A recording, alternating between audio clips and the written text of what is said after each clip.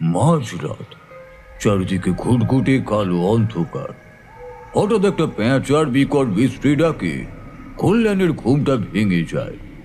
কল্যাণের ঘুমটা ভেঙে যেতেই তার নাকে একটা বিশ্রী পোড়া গন্ধ এসে ধাক্কা মারতেই সে বিরক্তি ভরা কণ্ঠেই বলে উঠল, একটা মাংস পোড়া গন্ধ বেরোচ্ছে না?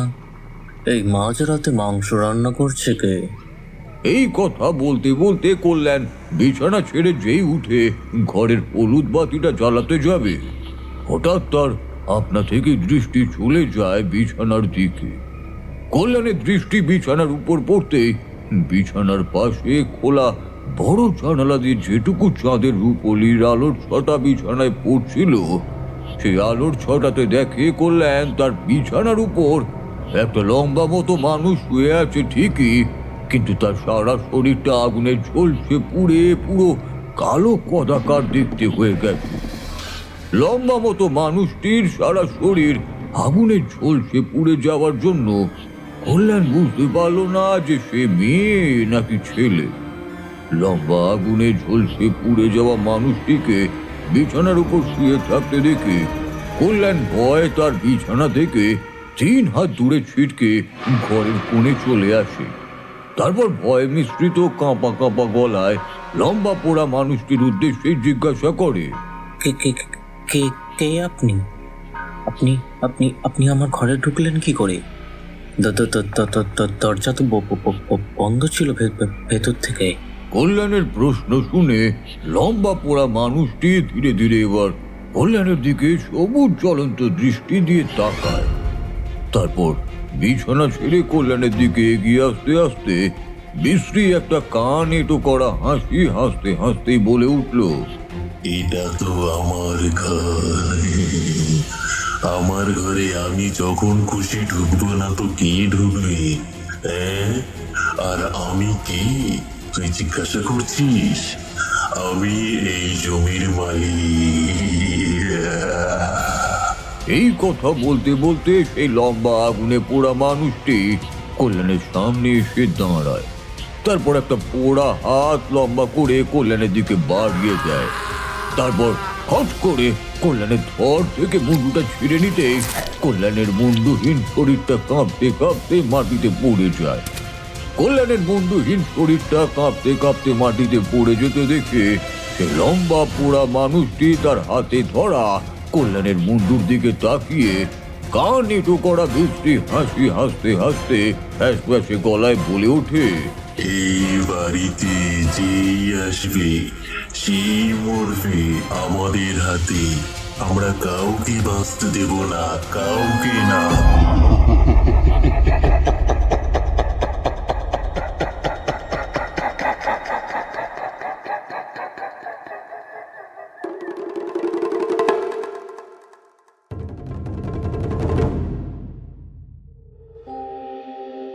ধূমপান মদ্যপান স্বাস্থ্যের পক্ষে ক্ষতিকর। হুইসপার ইন সাসপেন্সে আপনাদের স্বাগত। আজ আমরা উপস্থিত হয়েছি এক দুর্ধর্ষ তারানাথ তান্ত্রিকের গল্প নিয়ে। আপনাদের জন্য আজকের গল্পে রয়েছে একটি বিশেষ প্রশ্ন। গল্প মন দিয়ে শুনুন, কারণ সঠিক উত্তর দিতে পারলে আপনাদের মধ্যে থেকে 2 জন শ্রোতা বন্ধু পেয়ে যাবেন বিশেষ পুরস্কার। আশা করছি গল্পটি আপনাদের ভালো লাগবে।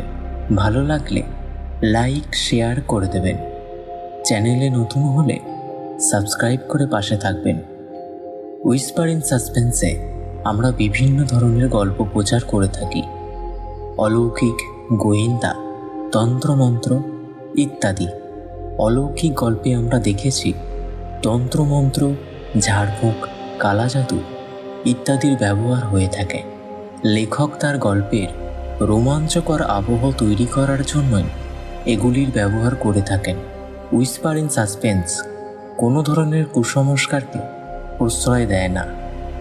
আমাদের সকল শ্রোতা বন্ধুদের কাছে অনুরোধ, গল্প শোনার আনন্দেই গল্পগুলি গ্রহণ করবেন। হুইসপার ইন সাসপেন্সে আজকের নিবেদন লেখিকা শর্মিষ্ঠা চ্যাটার্জির কলমে তারানাথ তান্ত্রিক ও অশরীরীদের চিৎকার। তবে গল্প শুরু করার আগে একটি বিশেষ ঘোষণা। আপনারা যারা গল্প লেখেন বা গল্প পাঠাতে চান তারা আমাদের গল্প পাঠাতে পারেন ডেসক্রিপশানে দেওয়া মেল আইডি অথবা হোয়াটসঅ্যাপ নাম্বারে। তবে চলুন আর দেরি না করে শুনে নেওয়া যাক লেখিকা শর্মিষ্ঠা চ্যাটার্জির কলমে তারানাথ তান্ত্রিক ও অশরীরীদের চিৎকার।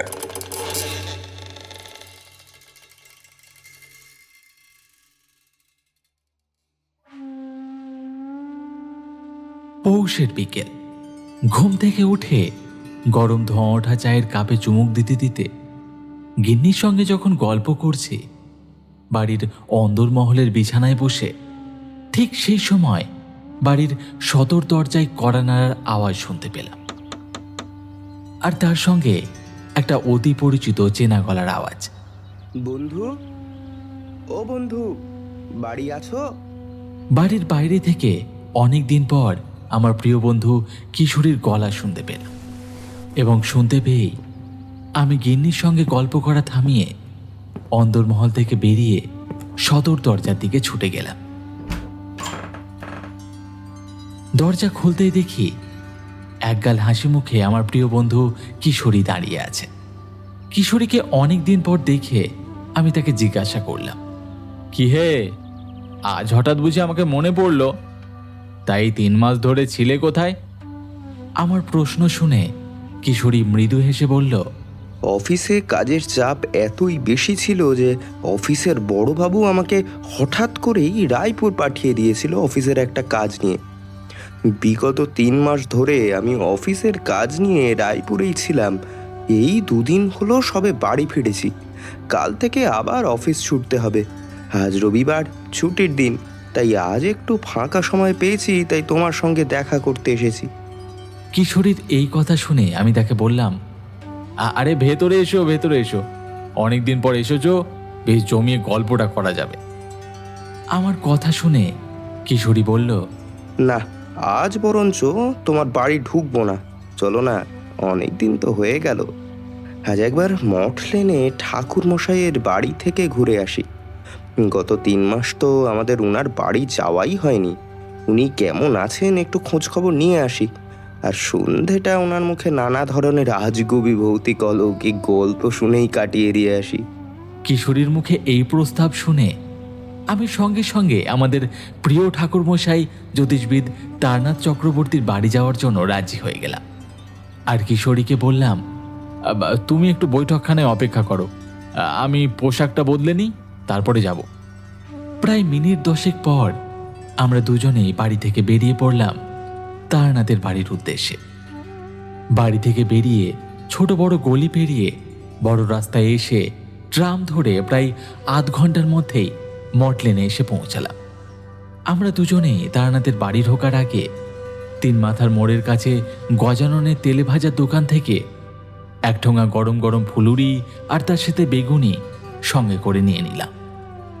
তারানাথের বাড়ির সদর দরজায় যখন এসে পৌঁছালাম তখন আশেপাশের বাড়িগুলো থেকে শাঁখ ঘণ্টার উলুধ্বনির আওয়াজ শোনা যাচ্ছিল। কিশোরী সদর দরজায় কড়া নাড়তেই 2 মিনিটের মধ্যেই দরজা খুলে হাসি মুখে দাঁড়ালো তারানাথের একমাত্র মেয়ে চারি। আর তারপরেই আমাদেরকে জিজ্ঞাসা করলো, কাকা বাবুরা, আপনারা কেমন আছেন? চারির মুখে এই প্রশ্ন শুনে আমরা দুজনেই বলে উঠলাম, আমরা ভালোই আছি মা। তা ঠাকুরমশাই বাড়ি আছেন তো? হ্যাঁ হ্যাঁ, বাবা বাড়িতেই আছে। 2 দিন আগে আসলে হয়তো আপনারা বাবার সাথে দেখা পেতেন না। চারির মুখে এই কথা শুনে কিশোরী একটু চিন্তিত মুখে বলে উঠল, কেন 2 দিন আগে আসলে ঠাকুরমশাইকে পেতাম না কেন? উনি কি ওনার সাধনার কাছে কোথাও গিয়েছিলেন নাকি? হ্যাঁ কাকাবাবু, আপনারা ঠিকই ধরেছেন। বাবা সাধনার কাজে গত 1 সপ্তাহ ধরে শিমুলগঞ্জ বলে একটা গ্রামে গিয়েছিলেন। এই 2 দিন হলো উনি বাড়ি ফিরেছেন। আপনারা ঘরে যান, বাবা অনেক দিন পর আপনাদের দেখলে খুশি হবে। এরপর আমরা আর বেশি দেরি না করে তারানাথের বৈঠকখানার ঘর পেরিয়ে তার শোয়ার ঘরে ঢুকতেই দেখি তারানাথ ঘরের খোলা জানালার কাছে দাঁড়িয়ে আছে আর উদাস দৃষ্টিতে বাইরের দিকে তাকিয়ে আছে। ঘরের ভেতর আমাদের দুজনের পায়ের খসখসানের আওয়াজ পেয়ে তারনাথ আমাদের দিকে না তাকিয়ে বলে উঠল, আজ আমার মন বলছিল তোমরা আসবে। আজ নিশ্চয়ই তোমরা আমার কাছে গল্প শুনতেই এসেছো।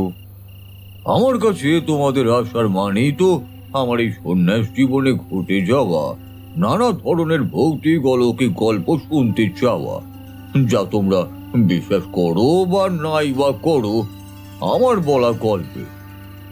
তারনাথের মুখে এই কথা শুনে বুঝলাম উনি কথাটা কিশোরীকে খোঁচা দিয়ে বললেন। তারনাথের মুখে এই কথা শুনে কিশোরী একটু লজ্জিত মুখে বলে উঠল, সব সময় বুঝি আপনার মুখে গল্প শুনতে আসি, আপনি কেমন আছেন খোঁজ খবর নিতে আসি না। আর আজ অনেকদিন পর এলাম, তাই আপনার জন্য আপনার প্রিয় গরম গরম বেগুনি আর ফুলুরি, আর তার সঙ্গে আপনার সব থেকে প্রিয় পাসিংশো এনেছি। আপনি এগুলো গ্রহণ করবেন না? কিশোরীর কথা শুনে এই প্রথম তারনাথ আমাদের দুজনের দিকে তাকালো এবং কিশোরীর হাতে ধরা গরম তেলে ভাজা ঠোঙাটার দিকে তাকিয়ে বলে উঠল, প্রত্যেক রবিবার আমার বাড়ি এসে আমার প্রিয় জিনিসগুলো আমাকে দিয়ে দিয়ে আমাকে ভালো মানুষ পেয়ে আমার মুখ থেকে তোমরা গল্প শুনে যাও, আর আমার আড়ালে গিয়ে আমার বলা গল্পগুলো নিয়ে হাসাহাসি করে উড়িয়ে দাও।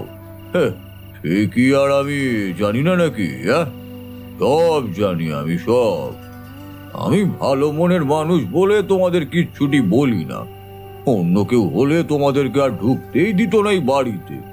এই কথা বলে তারনাথ বিছানার ওপর বসতে বসতে চারিকে জোর গলায় বলল, চারিমা, এই ঘরে আমাদের তিনজনের জন্য গরম গরম চা নিয়ে আয়, আর তার সঙ্গে তেল জবজবে করে লঙ্কা দিয়ে ভালো করে মুড়ি মেখে নিয়ে আয় দেখি তো। আজ বেশ জমিয়ে চা মুড়ির সঙ্গে তেলে ভাজা খাবো এই পৌষের কনকনে শীতের সন্ধ্যেতে। তারনাথের মুখে হাসি ফিরে আসতে দেখে আমি বেশ মনে মনে খুশি হলাম আর ভাবলাম, যাক, এতক্ষণে আমাদের উপর থেকে তারনাথের রাগটা কমল।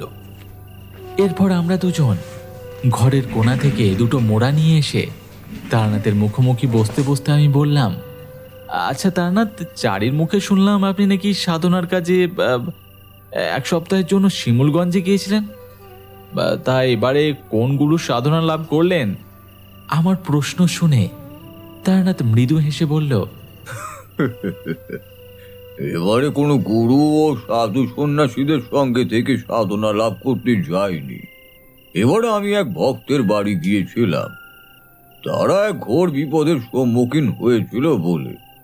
সেই বিপদ যে সে কোনো সাধারণ বিপদ নয়, একেবারে অশরীরীদের হাতছানি দিয়ে ঘোর মৃত্যুর বিপদ।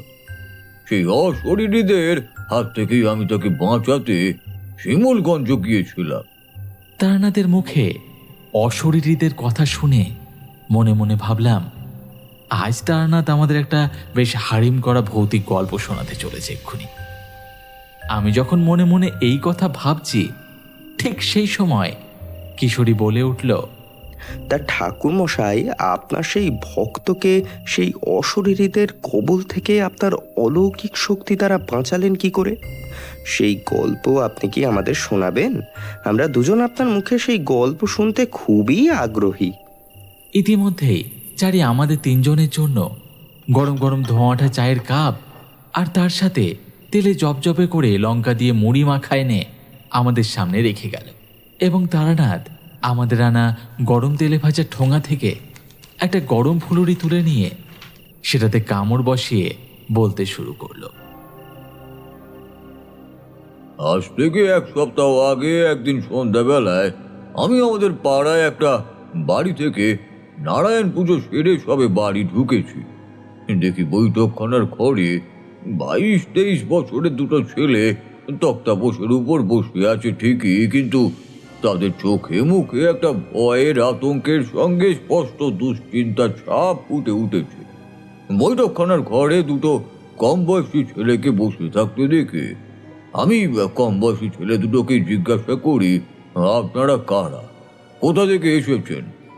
আমার প্রশ্ন শুনে কম বয়সী ছেলে দুটো তক্তাপোষের উপর থেকে উঠে আমার দিকে এগিয়ে আসে। তারপর দুজনেই কাঁদতে কাঁদতে আমার পায়ে পড়ে বলে ওঠে, ঠাকুরমশাই আপনি আমাদের বাঁচান, আমাদের আমাদের সামনে ঘোর বিপদ, ওরা ওরা ওরা আমাদের মেরে ফেলবে ঠাকুরমশাই। কম বয়সী ছেলে দুটোকে আমার পায়ে পড়ে কাঁদতে দেখে আমি ওদেরকে তুলতে তুলতেই বলি, তোমাদের সামনে কি বিপদ? তোমাদের কে মেরে ফেলবে আমাকে বলো, আর তোমাদের নামই বা কি?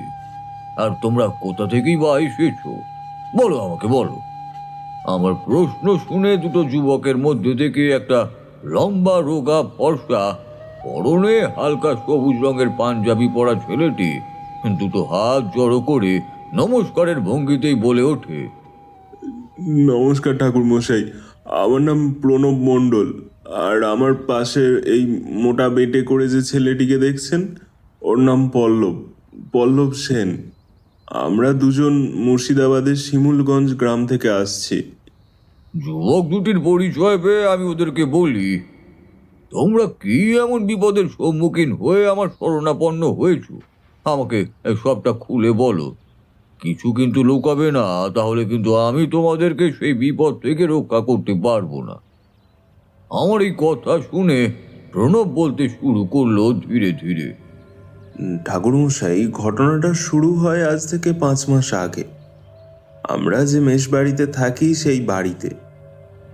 এখানে আপনাকে বলে রাখি, আমি আর পল্লব আমরা দুজন শিমুলগঞ্জ বিবেকানন্দ বালক উচ্চ বিদ্যালয়ে শিক্ষকতা করি।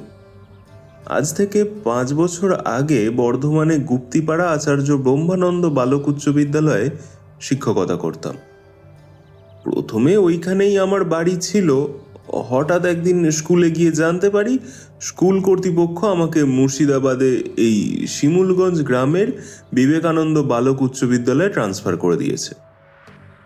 তা এই খবর শোনা মাত্র আমি 2-3 দিনের মধ্যে তল্পিতল্পা গুছিয়ে মুর্শিদাবাদ শিমুলগঞ্জ গ্রামে চলে আসি। কিন্তু এই প্রথমে আমি মেষ বাড়িতে ভাড়া থাকতাম না। থাকার জন্য তখনও ভালো ঘর ভাড়া খুঁজে পাইনি। স্কুলের একটি ঘরে 1-2 সপ্তাহ থাকার পর বিবেকানন্দ বালক উচ্চ বিদ্যালয়ের আমাদের প্রধান শিক্ষক অরুণেশবাবু আমাকে ডেকে বললেন, স্কুল থেকে কিছুটা দূরে ওই শিমুলগঞ্জেই পরিত্যক্ত ভাঙা জমিদার বাড়ির পাশে একটা 2তলা মেষ বাড়ি আছে। খুব কম টাকায় বাড়িওয়ালা ভাড়া দেয়। তা এই গ্রামে যারা কাজ করতে আসে তারা নাকি ওই মেষ বাড়িতেই ভাড়া থাকে। আমি অরুণেশবাবুর মুখ থেকে এই খবর শুনে বেশি দেরি না করে স্কুলের শেষের পর বিকেলে মেষ বাড়িতে খবর নিতে যাই আমার থাকার জন্য কোনো ঘর খালি আছে নাকি। সেখানে গিয়ে মেষের মালিক হীরেন দত্তর থেকে জানতে পারি 2টো ঘর খালি আছে। মেষের মালিক হীরেনবাবুর থেকে এই সুসংবাদটা জানতে পেরে আমি আর বেশি দেরি না করে ঘর দখল হয়ে যাওয়ার ভয়ে সেই দিন সন্ধেবেলায় আমি আমার তল্পিতল্পা নিয়ে মেষবাড়ির একটা ঘরে উঠে আসি। সেই দিন সারাদিনটা নানা কাজে ধকল যাওয়ার পরদিন আবার স্কুল আছে বলে তাড়াতাড়ি করে রাতের খাওয়া দাওয়ার পাট চুকিয়ে শুয়ে পড়ি। ঠাকুরমশাই, এখানে বলে রাখি আপনাকে, আমি মেষ বাড়িতে ভাড়া আসার পর প্রথম 1 সপ্তাহ আমি আমার ঘরে একা রাত কাটিয়েছি। পল্লব তখনও মেষ বাড়িতে ভাড়া আসেনি।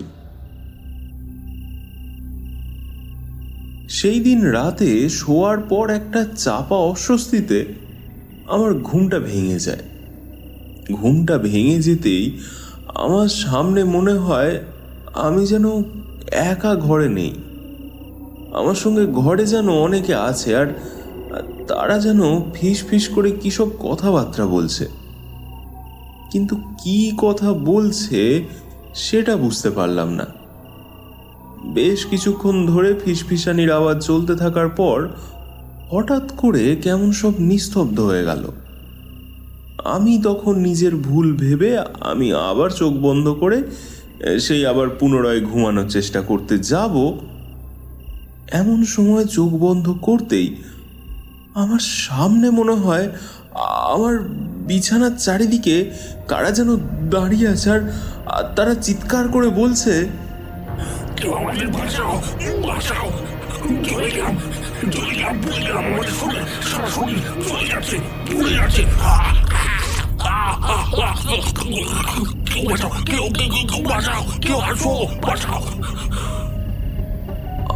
কানে কতগুলো মানুষের চিৎকার চেঁচামেচি ভেসে আসতেই আমি সঙ্গে সঙ্গে চোখ খুলে অন্ধকার ঘরের চারিদিকে তাকিয়ে দেখি ঘরে তো কেউ নেই। তাহলে চিৎকারগুলো কোথা থেকে ভেসে আসছে?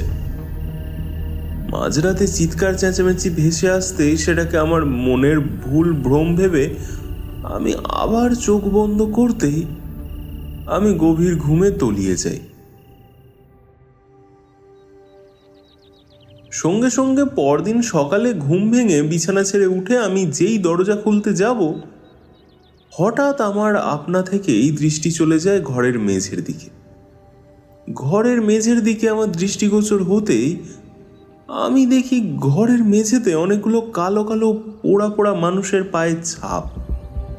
আর ঘরের মধ্যে কালো কালো পোড়া মানুষের এলোমেলো পায়ের ছাপগুলো দেখে মনে হলো যেন ঘরের মধ্যে কতগুলো মানুষ দৌড়াদৌড়ি করেছে।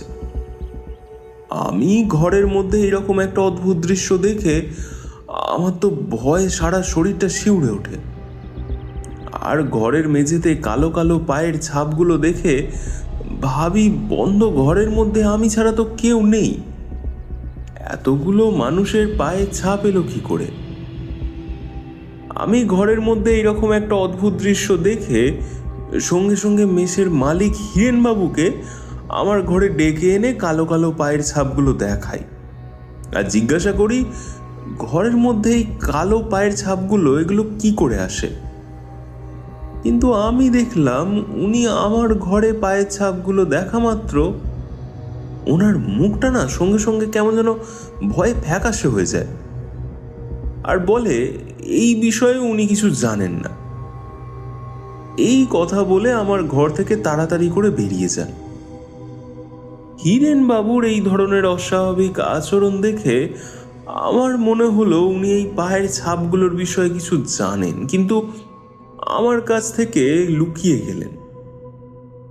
সকালে এইরকম একটা অদ্ভুত ঘটনা ঘটে যাওয়ার পর সন্ধেবেলায় স্কুল থেকে মেশবাড়িতে ফেরার পর আমার সঙ্গে আরও একটা অদ্ভুত ঘটনা ঘটে।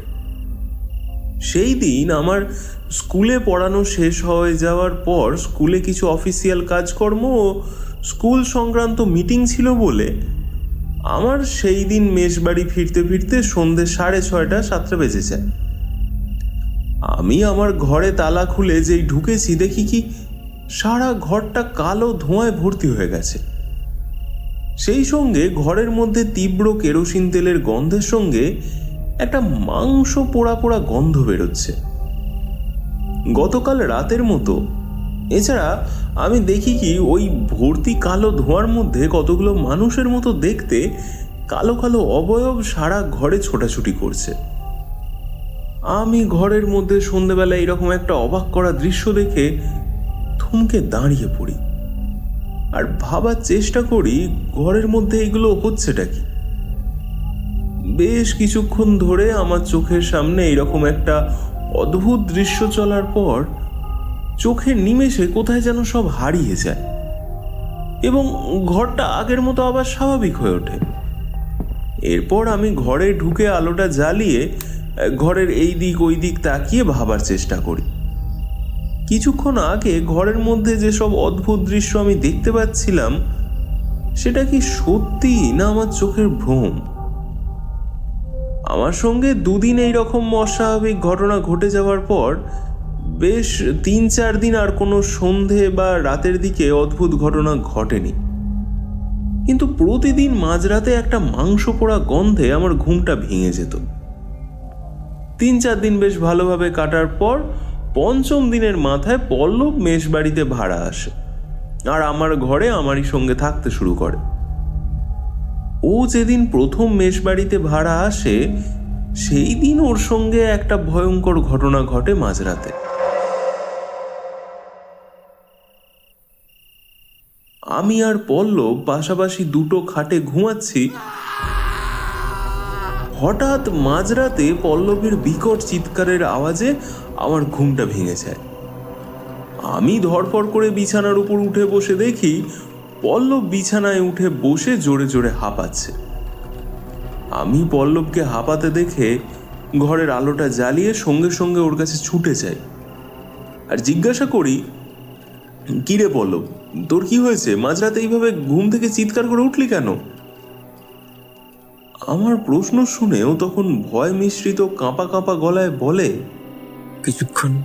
কিছুক্ষণ আগে আমি কল ঘরে প্রকৃতির ডাকে সাড়া দিয়ে এসে যেই আবার চোখ বন্ধ করে ঘুমাতে যাব, হঠাৎ আমার নাকে মাংস পোড়া গন্ধ এসে ধাক্কা মারতেই ঘুমটা আমার আবার ভেঙে যায়। ঘুমটা ভেঙে যেতেই চোখ খুলে আমি তাকিয়ে দেখি কতগুলো আগুনে ঝলসে পুড়ে যাওয়া মানুষের মুখ আমার মুখের সামনে ঝুলে পড়ে আমাকে দেখছে আর বিশ্রীভাবে হাসছে আর বলছে, আমাদের কাছে আয়, আমাদের কাছে এলে দেখবি খুব মজা হবে।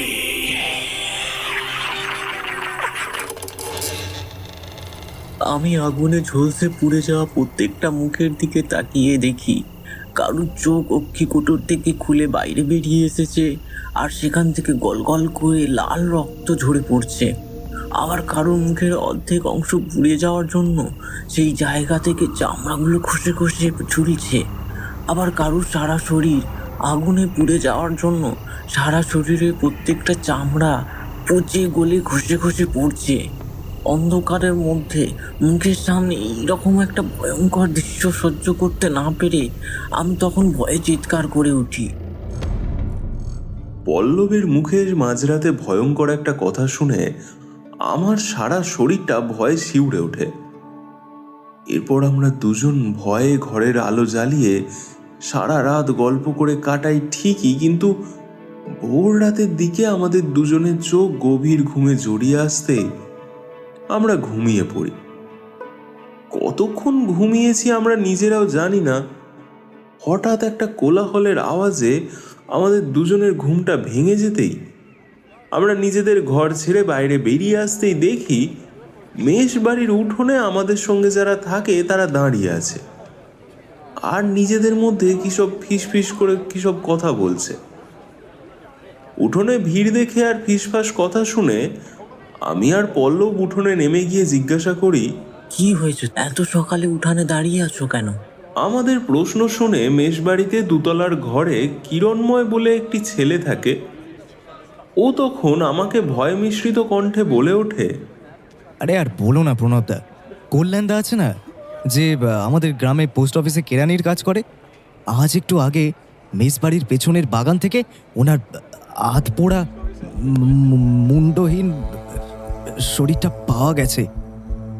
কিরণময়ের মুখে আমাদেরই মেষের বন্ধু কল্যাণের মৃত্যুর খবরটা শুনে আমি আর পল্লব ভয়ে চমকে উঠি এবং আমরা দুজন সঙ্গে সঙ্গে মেষের পিছনের বাগানে দৌড়ে যেতেই দেখি থানার কয়েকজন দারোগা দাঁড়িয়ে আছে। সেই সঙ্গে মেষে আরো কয়েকজন যারা থাকে আমাদের সঙ্গে তারা দাঁড়িয়ে আছে আর নিজেদের মধ্যে কি সব কথাবার্তা বলছে। আর বাগানের এক কোনায় একটা ঝাঁকড়া বেলগাছের তলায় আমাদের বন্ধু কল্যাণের আধপোড়া মুন্ডহীন শরীরটা পড়ে আছে। আর সেই আধপোড়া শরীরটা দেখে আমি প্রতিদিন রাতে ঘুম ভেঙে গেলে যে মাংস পোড়া গন্ধটা পাই, সেই গন্ধটা আমার নাকে এসে ধাক্কা মারছে। আমি আর পল্লব কল্যাণের আধপোড়া মৃতদেহটার দিকে তাকিয়ে দেখি কল্যাণের মৃতদেহটা শুধু আগুনে পুড়ে যায়নি, ওর দেহটা আগুনে পোড়ার সঙ্গে সঙ্গে ওর সারা শরীর থেকে মাংস খুবলে খুবলে কেউ যেন খেয়েছে। কারণ কল্যাণের সারা শরীর থেকে মাংস তুলে নেওয়ার জন্য ওর শরীরের ভিতরকার প্রত্যেকটা হাড়গোড় দেখা যাচ্ছিল, যেন সেই হাড়গোড়গুলো দাঁত বের করে শরীরের ভিতর থেকে উঁকি মেরে আমাদের দিকেই তাকিয়ে আছে। এছাড়া কল্যাণের মুন্ডুটা ওর শরীর থেকে কিছুটা দূরে পড়ে আছে, আধপোড়া খাবলানো অবস্থায়। কল্যাণের ভয়ঙ্কর মৃতদেহটা আমি সহ্য করতে না পেরে আমি ওইখানেই অজ্ঞান হয়ে পড়ে যাই এবং আমার সঙ্গে সঙ্গে জ্বর চলে আসে। সেই জ্বর আমার সারতে 4 থেকে 5 দিন সময় লেগে যায়। কিন্তু আমার যখন জ্বর ছিল, আমি ঘুমের মধ্যে বা আমার যখন মাঝরাতের দিকে ঘুম ভেঙে যেত, আমি আমার বিছানার চারিদিকে তাকিয়ে দেখতাম কতগুলো আগুনে ঝলসে পুড়ে যাওয়া কালো কালো শরীর বিছানার চারদিকে ঘুরছে আর আমার দিকে তাকিয়ে খুব বিশ্রীভাবে হাসতে হাসতে বলছে, আমাদের কাছে আয়, দেখবি খুব মজা হবে। আমাদের কাছে আসলে খুব মজা হবে।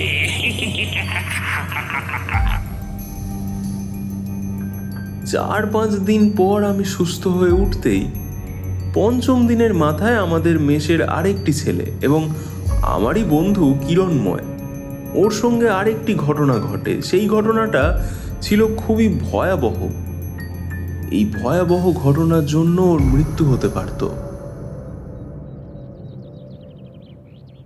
কিরণময়ের সঙ্গে কি এমন ভয়াবহ ঘটনা ঘটেছিল যার জন্য ওর মৃত্যু হতে পারত?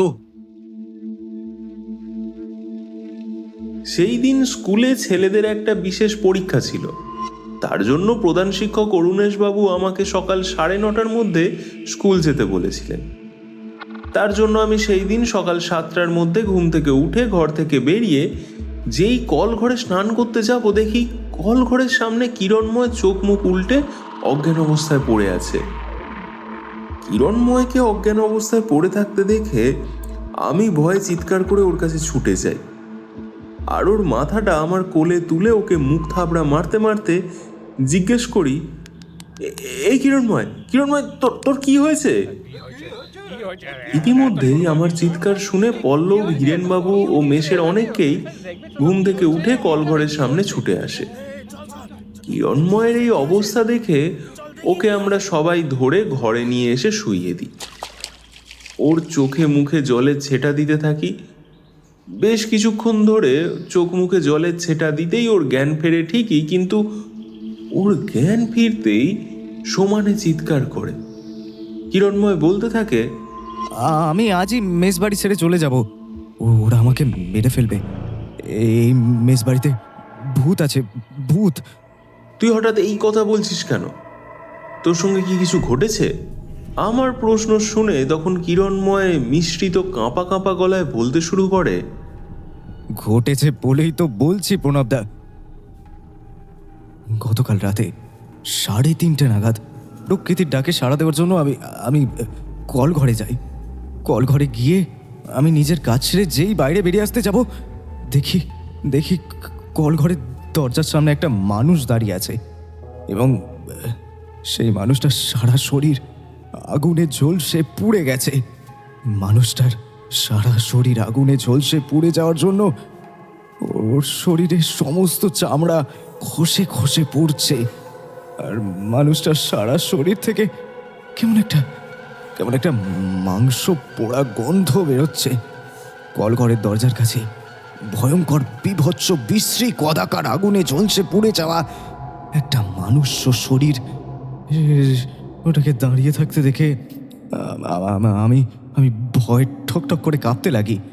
এরপর আমি দেখি সেই ভয়ঙ্কর বিভৎস বিশ্রী কদাকার আগুনে ঝলসে যাওয়া পুড়ে যাওয়া মানুষটা ধীরে ধীরে আমার দিকে এগিয়ে আসছে আর একটা বিশ্রী ধরনের হাসি হাসতে হাসতে ক্রুদ্ধ কণ্ঠে বলছে, মরবি, তোরা সবাই মরবি আমার হাতে। এখানে চলে যা বলছি, চলে যা। সেই ভয়ঙ্কর বিভৎস বিশ্রী আগুনে ঝলসে পুড়ে যাওয়া মানুষটা ধীরে ধীরে আমার দিকে এগিয়ে আসতে আসতে এই কথাগুলো যখন বলছিল না, আমি দেখছিলাম। এই কথা বলতে বলতে কিরণময় চুপ করে যায়। ওকে চুপ করে যেতে দেখে আমি আবার ওকে প্রশ্ন করে উঠি, কিরে চুপ করে গেলি কেন? বল কি দেখিস? আমি দেখি সারা কল ঘরের ভেতরটা একটা কালো ধোঁয়ায় ভর্তি হয়ে যাচ্ছে। এরপর আমি এই ভয়ঙ্কর দৃশ্য সহ্য করতে না পেরে খুব শ্বাসকষ্ট হচ্ছিল বলে আমি তখন অজ্ঞান হয়ে পড়ে যাই। কিরণময়ের সঙ্গে এইরকম ভয়ঙ্কর ঘটনা ঘটার পর ও সেই দিনই মেষবাড়ি ছেড়ে চলে যায়। কিরণময় মেষবাড়ি ছেড়ে চলে যাওয়ার বেশ কিছুদিন পর আমাদের মেষবাড়িতে আরও একটা ছেলে আসে। ও আমাদের ঘরেই থাকতে শুরু করে। ওর নাম তীর্থঙ্কর বসু। ও আসার কিছুদিন পর ওর সঙ্গে একদিন রাতের বেলায় একটা ভয়ঙ্কর ঘটনা ঘটে। সেই দিন অবশ্য পল্লব মেষবাড়িতে ছিল না। ও কয়েকদিনের জন্য দেশের বাড়ি গিয়েছিল। রাত তখন কটা হবে, 2 কি 2:30। হঠাৎ একটা গোঙানির আওয়াজে আমার ঘুমটা ভেঙে যায়। ঘুমটা ভেঙে যেতেই আমার পাশের খাটে তাকিয়ে দেখি তীর্থঙ্কর চোখ বন্ধ করে নিজের গলায় হাত দিয়ে ঘুমের মধ্যে হাত পা ছুড়ছে আর গোঙাতে গোঙাতে বলছে, আমাকে বাঁচাও, ওরা আমাকে মেরে ফেললো, ওরা আমাকে ওদের সঙ্গে নিয়ে গেল, বাঁচাও বাঁচাও বাঁচাও বাঁচাও। ঘুমের মধ্যে তীর্থঙ্করকে হাত পা ছুড়তে দেখে আমি সঙ্গে সঙ্গে ঘরের আলোটা জ্বালিয়ে ওর কাছে যাই আর ওকে ধাক্কা মারতে মারতে জিজ্ঞাসা করি, এই এই কি হয়েছে তোর, কি হয়েছে? তুই ঘুমের মধ্যে এরকম চিৎকার করছিস কেন? আমি ধাক্কা মারতেই আমি দেখলাম তীর্থঙ্কর কেমন যেন বিছানার উপর ধরপড় করে উঠে বসলো। তারপর কেমন ভাবে যেন ঘরের চারিদিকটা একবার তাকিয়ে নিয়ে আমার হাত ধরে বলল, ভাই প্রণব, এই মেষ বাড়িটা ভালো নয় রে। এই মেষ বাড়িতে কিছু একটা আছে জানিস। একটু আগে ওরা মেরে ফেলছিল আমাকে, মেরে ফেলছিল। আমি ওর এই কথা শুনে জিজ্ঞাসা করি, কারা মেরে ফেলবে তোকে তীর্থঙ্কর, বল আমাকে। আমার প্রশ্ন শুনে তীর্থঙ্কর ভয়ার্ত দৃষ্টিতে ঘরের চারিদিকে তাকাতে তাকাতে বলে, কিছুক্ষণ আগে আমার গলা ও বুকে তীব্র একটা চাপ অনুভব হতেই আমার ঘুমটা ভেঙে যায়, বুঝলি। ঘুমটা ভেঙে যেতেই আমি দেখি আমার বুকের উপর একটা লোক বসে আছে। সেই লোকটার সারা শরীর পুরো কালো, দেখে মনে হচ্ছে লোকটার শরীর কোনো সময় আগুনে পুড়ে জ্বলছে গিয়েছিল। সেই আগুনে পোড়া লোকটা আমার বুকের ওপর উবু হয়ে বসে ওর 2 কালো কালো লম্বা হাত দিয়ে জোরে জোরে গলা টিপছে আর বলছে,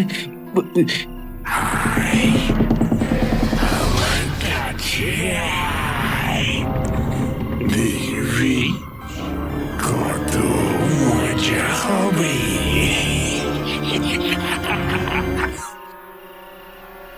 আগুনে ঝলসে পুড়ে যাওয়া লোকটিকে আমার বুকের ওপর উবু হয়ে বসে গলা টিপতে দেখে আমি তোমাকে ডাকার চেষ্টা করি প্রণবদা, কিন্তু ডাকতে পারি না। গলা আমার আটকে আছে। আগুনে ঝলসে পুড়ে যাওয়া লোকটির হাতে আমার আসন্ন মৃত্যু জেনেও আমি মা তারার নাম জপ করতে শুরু করি কোনো রকমে।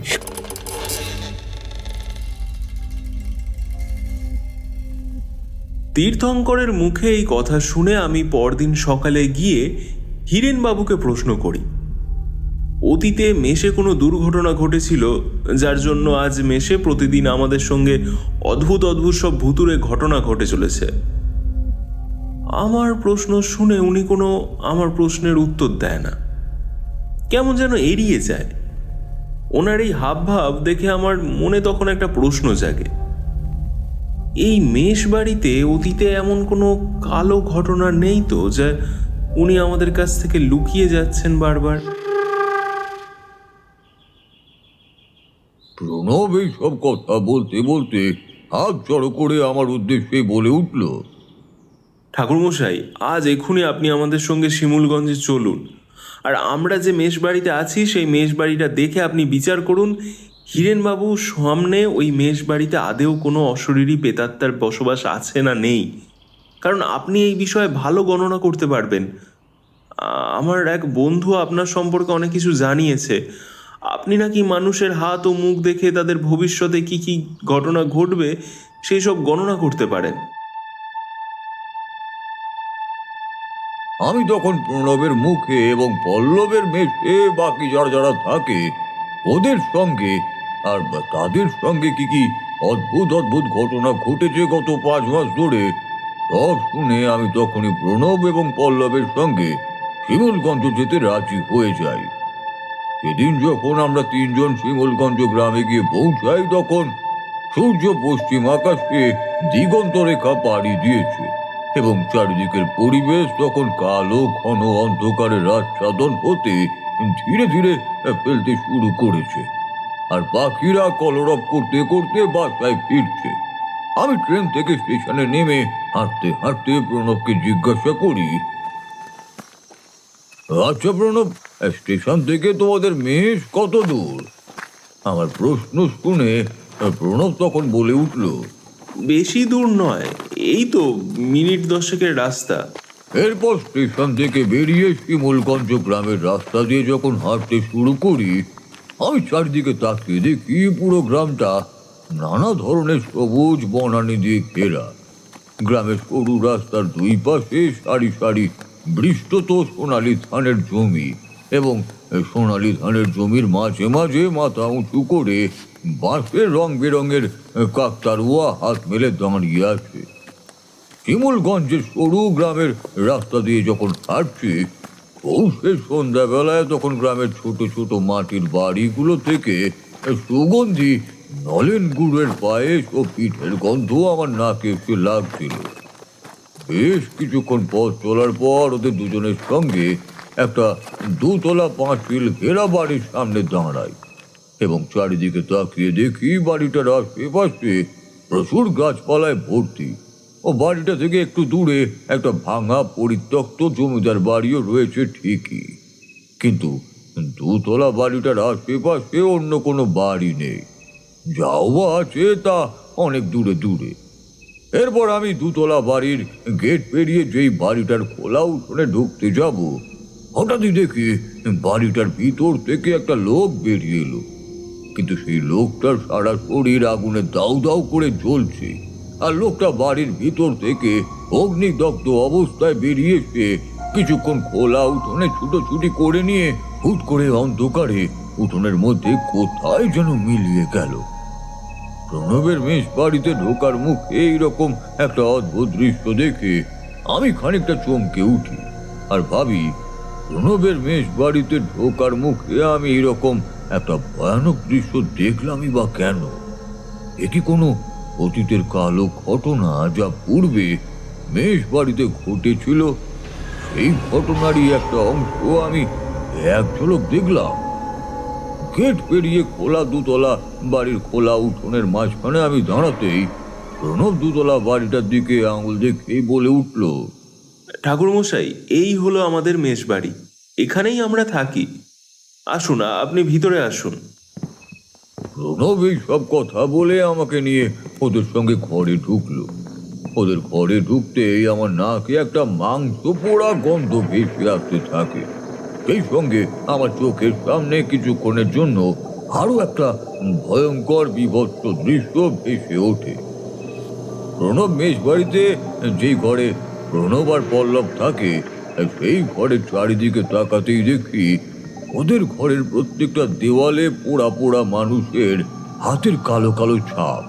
সেই সঙ্গে আমি দেখি ঘরের মাঝখানে কতজন মানুষ দাঁড়িয়ে আছে আর সেই প্রত্যেক কটা মানুষের শরীর আগুনে ঝলসে পুড়ে যাওয়ার জন্য তাদের শরীরের চামড়াগুলো শরীর থেকে খসে খসে পড়ছে। সেই আগুনে ঝলসে পুড়ে যাওয়া ভয়ঙ্কর বিভৎস দেখতে মানুষগুলো আমার দিকে তাকিয়ে হাত জড়ো করে কাঁদতে কাঁদতেই বলছে, বাঁচাও, আমাদের বাঁচাও, আমাদের শরীর জ্বলে গেল, পুড়ে গেল। বেশ কিছুক্ষণ সময় ধরে প্রণবের মেষ ঘরে এইরকম ভয়ঙ্কর দৃশ্য দেখার পর এক সময় কোথায় সব যেন অদৃশ্য হয়ে যায়। আমি আবার এক ঝলক এইরকম অদ্ভুত দৃশ্য দেখার পর তখন পুরোপুরি নিশ্চিত হয়ে যায় যে পূর্বে এই মেষ বাড়িতে বা এই জমিতে এমন কোনো মর্মান্তিক ঘটনা ঘটেছিল। সেই মর্মান্তিক ঘটনারই হয়তো কিছু অংশ আমার আর চোখের সামনে প্রতিচ্ছবি হয়ে ফুটে উঠল। আমি ওই ভয়ঙ্কর বিভৎস প্রতিচ্ছবি দেখার পর প্রণবের উদ্দেশ্যে জিজ্ঞাসা করি, আচ্ছা প্রণব, তোমাদের মেষ বাড়ির মালিক হিরেনবাবু এখন কোথায়? ওনাকে কি একবার ডাকা যাবে? কারণ এই মেষ বাড়ির সম্পর্কে আমার কিছু প্রশ্ন করার আছে ওনাকে। আমার এই সব প্রশ্ন শুনে প্রণব বলে উঠল, হ্যাঁ ঠাকুর মশাই, উনি মেশেই আছেন, আপনি একটু অপেক্ষা করুন, আমি ওনাকে ডেকে নিয়ে আসছি। এই কথা বলে প্রণব ঘর থেকে বেরিয়ে যায়। 3-4 মিনিট পর আমি দেখি প্রণবের সঙ্গে 50 কি 51 বছর বয়সী এক মধ্যবয়স্ক ঘরে ঢোকে। সেই মধ্যবয়স্ক লোকটির পরনে সাদা রঙের পাঞ্জাবি ও ঘিয়ে রঙের পাজামা, চোখে মোটা ফ্রেমের চশমা আর গায়ের রং শ্যামবর্ণ, মাথার চুল কাঁচা পাকা আর নাকের তলায় সরু গোঁফ। ভদ্রলোক ঘরে প্রবেশ করেই আমার দিকে তাকিয়ে দুটো হাত নিয়ে নমস্কারের ভঙ্গিতেই আমাকে বলে উঠল বেশ গাম্ভীর্যপূর্ণ কণ্ঠে, নমস্কার, আমার নাম হীরেন সরকার, আমি এই মেসের মালিক। আপনি কি প্রশ্ন করবেন করুন, আমি উত্তর দিতে প্রস্তুত। হীরেন বাহাদুরের পরিচয় পেয়ে আমি ওনাকে প্রশ্ন করে উঠি, আচ্ছা হীরেন বাবু, এই মেসে বা এই মেসের জমিতে অতীতে কোনো মর্মান্তিক দুর্ঘটনা ঘটেছিল, যে ঘটনায় অনেক মানুষ মারা গিয়েছিল প্রাণে?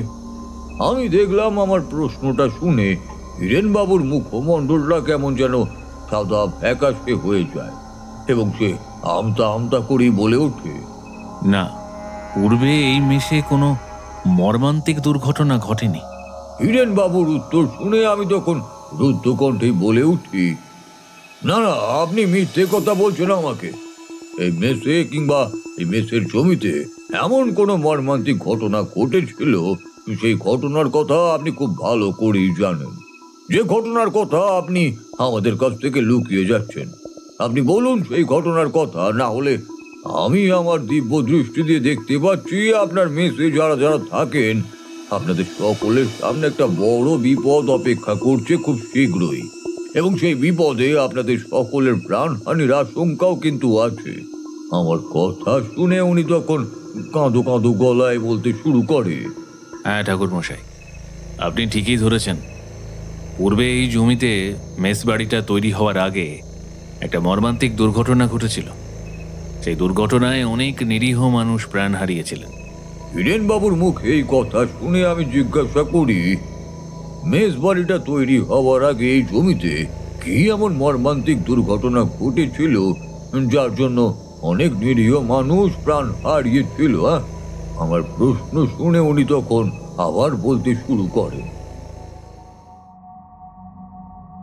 ঘটনাটা ঘটেছিল আজ থেকে 2 বছর আগে। তখনও এই জমিতে এই মেস বাড়িটা তৈরি হয়নি। এই জায়গায় ছিল একটা টিনের কলকারখানা, বড়। ওই টিনের কলকারখানায় ছোট বড় নানা ধরনের টিনের কৌটো তৈরি হতো। টিনের কলকারখানাটাতে এই গ্রামের অনেক নিরীহ মানুষ কাজ করতেন। শুধু এই গ্রামের মানুষই কাজ করতো না, কলকাতা শহর থেকেও কেউ কেউ এখানে এসে কাজ করতেন। বেশ ভালোভাবেই কলকারখানাটা চলছিল। মাসটা ছিল এইরকমই এক পৌষ মাসের সন্ধে।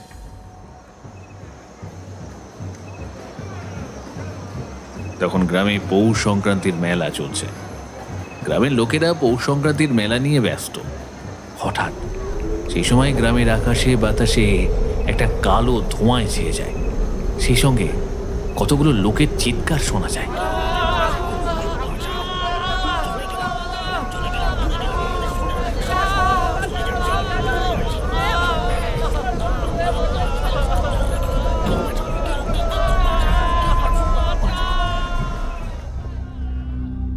যেদিন গ্রামে এই মর্মান্তিক অগ্নিকাণ্ডটা ঘটে, সেদিন সন্ধেবেলায় আমি আমার পরিবারকে নিয়ে মেলায় গিয়েছিলাম। গ্রামের মেলা চলাকালীন এরকম চিৎকার আমাদের কানে ভেসে আসতেই আমি ছাড়া মেলায় যারা যারা উপস্থিত ছিল তারা সবাই শুনতে পায় কারখানার দিক থেকে কিছু লোকের চিৎকার ভেসে আসছে। সেই সঙ্গে বাতাসে কালো ধোঁয়ার সঙ্গে একটা পোড়া পোড়া গন্ধ ভেসে আসছে। কারখানার দিক থেকে চিৎকার ভেসে আসতেই আমিও যারা যারা মেলায় ছিলাম তারা সবাই কারখানার দিকে ছুটে যেতে দেখি কারখানায় দাউ দাউ করে আগুন জ্বলছে। কারখানার ভেতর থেকে কর্মচারীদের চিৎকারের আওয়াজ ভেসে আসছে। আমাদের বাঁচাও, বাঁচাও, চলে গেলাম। কারখানার ভয়াবহ আগুন জ্বলতে দেখে আমরা গ্রামের সবাই পুকুর থেকে বালতি বালতি করে জল এনে কারখানার আগুন নেবাই ঠিকই, কিন্তু কারখানায় যেসব নিরীহ কর্মচারীরা কাজ করত তাদের প্রাণ আমরা বাঁচাতে পারিনি। এরপর সেদিন রাতেই শিমুলগঞ্জের শ্মশানে গিয়ে নিরীহ কর্মচারীদের মৃতদেহগুলো সৎকার করি। গ্রামে এইরকম মর্মান্তিক ঘটনা ঘটে যাওয়ার পর বেশ দীর্ঘ 6 মাস এই জমির উপর আগুনে ঝলসে পড়ে যাওয়া কারখানাটা পড়েই ছিল। এই জমির মালিক ও কারখানার মালিক অনন্ত রায় আমারই বন্ধু ছিল। অনন্ত এই গ্রামে এখন অবশ্য থাকে না, ও থাকে বীরভূমের চাঁপাডাঙ্গা গ্রামে। একদিন সকালে অনন্ত আমার বাড়ি আসে আর এসে আমাকে জানায় ও নাকি এই গ্রামে ওর ভিটে মাটি ছেড়ে বীরভূমের চাঁপাডাঙ্গায় নতুন বাড়ি করেছে, সেখানেই চলে যাচ্ছে। তাই ও যে জমিটার উপর কারখানাটা আছে, জমি সমেত কারখানাটা আমার কাছে বিক্রি করার প্রস্তাব রাখতেই আমি ওর কাছ থেকে জমি সমেত ওই পুরো কারখানাটা কিনে নিয়ে কারখানাটা ভেঙে আমি তখন এই মেষবাড়িটা বানাই। মেষবাড়িটা বানানোর পর আমি তখন কিছুদিন একা এখানে থাকি। তখন আমি ভাড়া বসাতে শুরু করিনি। আমি যখন একা কিছুদিন এই বাড়িতে থাকতে শুরু করি, সেই কটা দিন রাতে আমার সঙ্গে কিছু অদ্ভুত অদ্ভুত ঘটনা ঘটে। সময়টা ছিল বৈশাখ মাস। প্রকৃতির চারিদিকের পরিবেশ তখন অগ্নিদগ্ধভাবে গরমে ফেটে পড়ছে। বৈশাখের এক সন্ধ্যেতে আমি তখন ছাদে ঘুরে ঘুরে একান্তে সময় কাটাচ্ছি। আর এই মেস বাড়িটা নিয়ে ভবিষ্যতে কি কি করব এইসব ভাবনা চিন্তা তখন করছি। হঠাৎ দেখি একটা অন্ধকার আলো আধারী ছাদের মধ্যে আগুনে ঝলসে পড়ে যাওয়া একটা কালো লোক দাঁড়িয়ে আছে আর আমার দিকে তাকিয়ে সমানে কেমন একটা বিশ্রীভাবে হাসছে আর ভ্যাস ফেসে গলায় বলছে, মরবি তোরা সবাই, এখানে থাকলে মরবি। ছাদের মাঝখানে আগুনে ঝলসে পড়ে যাওয়া লোকটিকে দেখা মাত্রই আমি খানিকটা ওই ভয়ঙ্কর বিভৎস বিশ্রী চেহারা দেখে খুব ভয় পেয়ে যাই আর জিজ্ঞাসা করি, আপনি কে? ছাদে উঠলেন কি করে? বাড়ির সদর দরজা তো বন্ধ। আমি লোকটাকে এই প্রশ্ন করতেই দেখলাম ছাদের অন্ধকারের মধ্যে লোকটার শরীরটা কোথায় যেন চোখের নিমেষে অদৃশ্য হয়ে গেল। আমি অন্ধকার ছাদের মধ্যে এরকম একটা গা শিরশির করা দৃশ্য দেখে খানিকটা ভয় পেয়ে যাই আর তখনই সঙ্গে সঙ্গে নিচে নেমে আসি। আমি যখন ছেড়ে দিয়ে দোতলায় নামছি তখন আমার সঙ্গে আরো একটা অদ্ভুত ঘটনা ঘটে। আমি সিঁড়ি দিয়ে নামতে নামতে দেখি দোতলার লম্বা বারান্দায় কত মানুষ দৌড়োদৌড়ি করছে, বারান্দার এদিক ওদিক, আর আর তাদের সারা শরীর আগুনে ঝলসে পুড়ে যাচ্ছে দাউ দাউ করে। সিঁড়িতে দাঁড়িয়ে কিছুক্ষণ ওই রকম অদ্ভুত দৃশ্য দেখার পর আবার সেইগুলো পুনরায় আগের মতো কোথায় যেন অদৃশ্য হয়ে যায়। আমি এরকম দুটো দৃশ্য দেখার পর খানিকটা ভয়ে থতমত খেয়ে যাই। মনে মনে ভাবতে থাকি, নতুন যে মেষ বাড়িটা বানালাম এখানে হচ্ছেটা কি? এই কথা ভাবতে ভাবতে আমি নিজের ঘরে ফিরে আসি। এরপর প্রায়শই আমার সঙ্গে সন্ধেবেলায় এরকম অদ্ভুত ঘটনা ঘটার পর আমার এক চেনা জানা তান্ত্রিককে এই মেষ বাড়িতে নিয়ে আসি। নিয়ে এসে যজ্ঞ করাই ঠিকই, কিন্তু কোনো কাজ হয় না। প্রতিনিয়ত একই রকম অদ্ভুত অদ্ভুত ঘটনা ঘটতে থাকে আমার সঙ্গে। শুধু আমার সঙ্গে অদ্ভুত ঘটনাগুলো ঘটতো এমনটা নয়, এই মেসে আজ পর্যন্ত যারা যারাই থাকতো আর এখনো যারা যারা থাকছে তাদের সঙ্গে প্রতিনিয়ত একই রকম অদ্ভুত অদ্ভুত ঘটনা আজও ঘটে চলেছে। হিরেন বাবুর মুখ থেকে অতীতের সব ঘটনা শুনে আমি ওনাকে বললাম, হিরেন বাবু, আমি আপনার এই মেস বাড়িটা একবার ঘুরে দেখতে চাই। আপনি আমাকে এখন ঘুরে দেখাবেন এক্ষুনি? হ্যাঁ। আমার প্রশ্ন শুনে উনি তখন বললেন, অবশ্যই ঠাকুর মশাই। এই কথা বলে উনি আমাকে ওনার মেস বাড়িটা ঘুরে ঘুরে দেখালেন ঠিকই, কিন্তু ওনার সঙ্গে আমি মেস বাড়িটা যখন পুরোপুরি ঘুরে ঘুরে দেখছিলাম, দেখলাম যে হিরেনবাবুর তৈরি করা মেস বাড়িটার প্রতিটা কোনায় কোনায় একটা কালো অমঙ্গলের ছাপ, সেই সঙ্গে অশরীরী প্রেতাত্মার উপস্থিতি স্পষ্টই আমি টের পাচ্ছিলাম। যেন তারা আমার কানে কানে কিছু বলতে চাইছে, কিন্তু কি বলতে চাইছে তা আমি বুঝতে পারলাম না।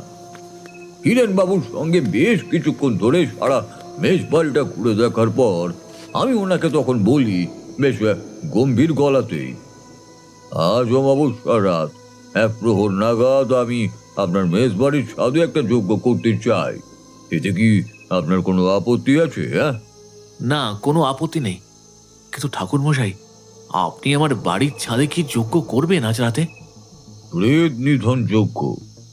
এই যজ্ঞ করার কারণ হলো আপনার এই মেষ বাড়িতে অনেক অশরীরী প্রেতাত্মাদের উপস্থিতি রয়েছে, আর আমি যে অশরীরী প্রেতাত্মার কথা বলছি তারা প্রত্যেকে আজ থেকে 3 বছর আগে এই জমির উপর যে কলকারখানা ছিল, সেই কলকারখানায় একদিন ঘটে যাওয়া ভয়াবহ অগ্নিকাণ্ডে তারা মারা গেছে।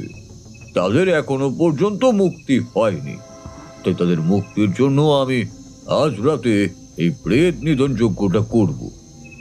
এই যজ্ঞে আমার কতগুলো উপকরণ লাগবে, আপনি সেই উপকরণগুলো আজ রাত 1টার মধ্যে জোগাড় করে দিতে পারবেন কি হিরেনবাবু? কি কি উপকরণ জোগাড় করতে হবে বলুন ঠাকুর মশাই, আমি যথাসাধ্য চেষ্টা করব। 4টে মাটির মালসার ঘর, 4টে ছোট ছোট মাটির পুতুল, ভালো কাওয়া ঘি, 1 বস্তা চন্দন কাঠ আর একটা তুলসী গাছ। এই 5টা জিনিস আমার লাগবে। আপনি কোনো চিন্তা করবেন না ঠাকুর মশাই, আপনি যজ্ঞের জন্য যা যা উপকরণ আনতে বলেছেন আমি এক্ষুনি বাজার থেকে এনে দিচ্ছি। হিরেনবাবু এই কথা বলে পল্লবকে নিয়ে বাজারের উদ্দেশ্যে রওনা দিলেন।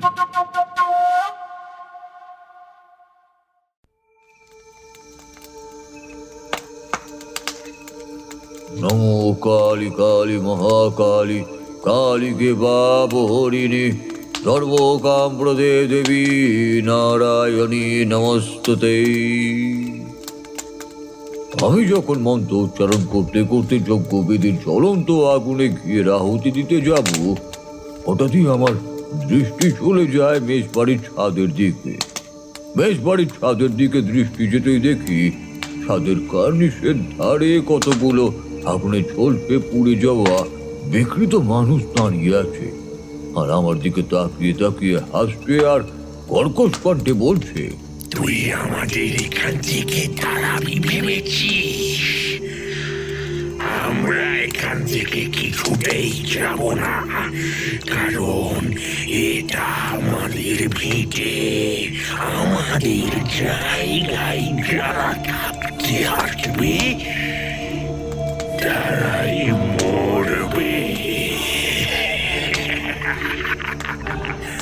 ছাদের কার্নিশের ধারে আগুনে ঝলসে পুড়ে যাওয়া বিকৃত ভয়ঙ্কর মানুষগুলোর এই কথা শুনে আমি তখন ওদের উদ্দেশ্যে চিৎকার করে বলে উঠি, আমি থাকতে তোরা আর কারোর কোনো ক্ষতি করতে পারবি না।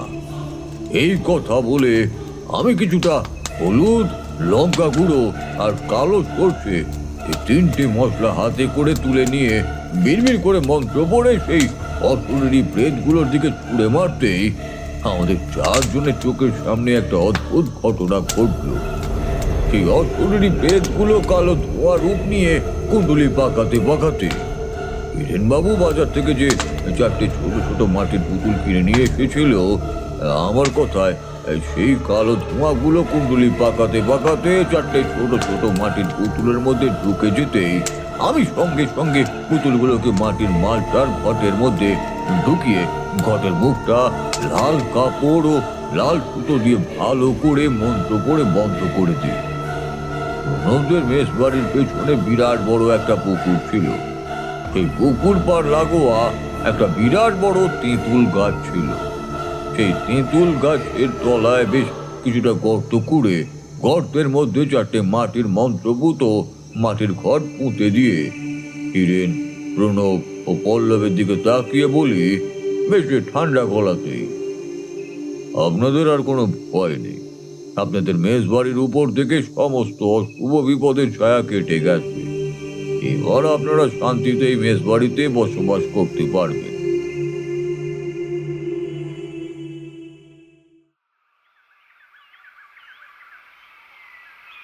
পরদিন সকাল হতেই আমি যখন হিরেনবাবুকে বিদায় জানিয়ে বাড়ির পথে রওনা দিতে যাব, উনি তখন আমার হাত ধরে বললেন, ঠাকুরমশাই, আজ আপনি আমার মেস বাড়িতে এসেছিলেন বলে আমরা সবাই ওই অশরীরী প্রেতের কবল থেকে বেঁচে গেলাম। এর জন্য আপনাকে অনেক অনেক ধন্যবাদ। হিরেনবাবুর এই কথা শুনে আমি ওনার হাত ধরেই বলি, আমাকে এর জন্য ধন্যবাদ দিয়ে লাভ নেই। আপনি প্রণব আর পল্লবকে দুজনকেই ধন্যবাদ জানান। আর যদি দুজনের জন্যই আপনি প্রাণে বেঁচে গেছেন, আর যদি এরা সময় মতো আমাকে না জানাতো, আপনারা মেসের আর কেউই বাঁচতেন না। আপনারা সবাই ওই অশরীরী প্রেতত্মার কবলে পড়ে মৃত্যুবরণ করতেন।